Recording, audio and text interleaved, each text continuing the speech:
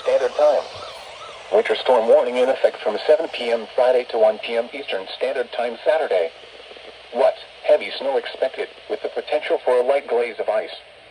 Total snow accumulations between 2 and 4 inches and ice accumulations less than 1/10 of an inch. Where? Portions of northeast North Carolina and eastern and southeast Virginia. When? From 7 p.m. Friday to 1 p.m. Eastern Standard Time Saturday. Impacts. Plan on slippery road conditions. If you must travel, keep an extra flashlight, food, and water in your vehicle in case of an emergency.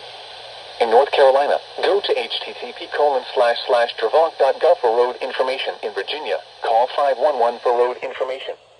Repeating, a winter storm warning has been issued from 7 p.m. Eastern Standard Time Friday until 1 p.m. Eastern Standard Time Saturday for the following counties. In Virginia, Accomack, Gloucester, James City, Matthews, Northampton, Southampton, Surrey, and Sussex.